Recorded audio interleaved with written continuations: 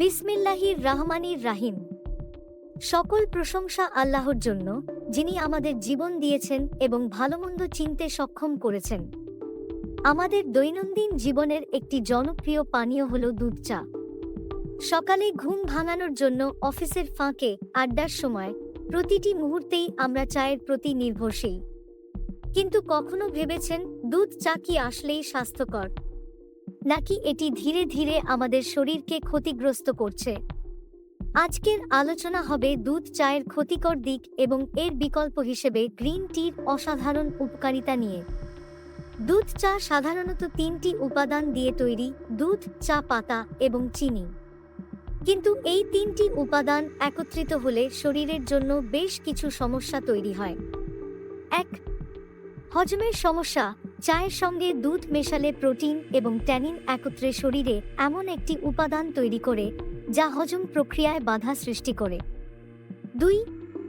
হৃদরোগের ঝুঁকি।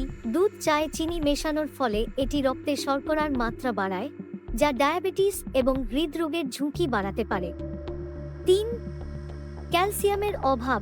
চায়ের পাতায় থাকা ট্যানিন শরীরে লৌহ এবং ক্যালসিয়ামের শোষণ ক্ষমতা কমিয়ে দেয়, ফলে দীর্ঘদিন ধরে দুধ চা পানে হাড় দুর্বল হয়ে যেতে পারে। 4. স্নায়ুতন্ত্রের ওপর প্রভাব। দুধ চায়ে থাকা ক্যাফেইন অতিরিক্ত পরিমাণে গ্রহণ করলে অনিদ্রা, মাথা ব্যথা এবং মানসিক চাপ সৃষ্টি করতে পারে। 5. ওজন বৃদ্ধি। চিনির অতিরিক্ত ব্যবহারের কারণে দুধ চা ওজন বাড়ায় এবং স্থূলতার ঝুঁকি বাড়ায়। 6. লিভারের ক্ষতি। দুধ চা অতিরিক্ত পান করলে লিভারের কার্যক্ষমতা কমে যেতে পারে, বিশেষ করে যারা দিনে 2 বা 3 কাপের বেশি দুধ চা পান করেন। অতিরিক্ত ফুটানো চায়ের কারণে শরীরে ক্ষতিকর রাসায়নিক উৎপন্ন হয়। দুধ চা পান করার পর অনেকেই পানির পরিমাণ কমিয়ে দেন, যা শরীরে পানিশূন্যতা তৈরি করে। গ্রিন টিতে প্রচুর পরিমাণে অ্যান্টিঅক্সিডেন্ট রয়েছে, যা শরীরের টক্সিন দূর করতে সাহায্য করে। এটি ক্যান্সার প্রতিরোধেও সহায়ক।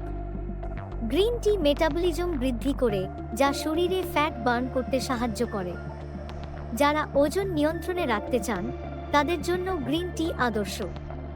গ্রিন টি রক্তে কোলেস্টেরলের মাত্রা নিয়ন্ত্রণে রাখে এবং রক্তচাপ স্বাভাবিক রাখতে সহায়তা করে। গ্রিন টি স্নায়ুতন্ত্রকে শীতল রাখে এবং মানসিক চাপ কমায়। এতে থাকা এলথিয়ানাইন নামক উপাদান মনকে প্রশান্ত করে।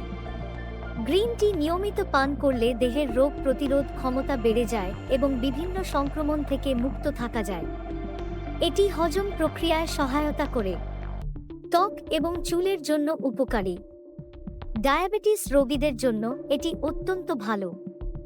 দুধ চা থেকে সরাসরি গ্রিন টিতে বদল আনাটা অনেকের জন্য কঠিন হতে পারে, তবে ধীরে ধীরে এটি অভ্যাসে পরিণত করা সম্ভব।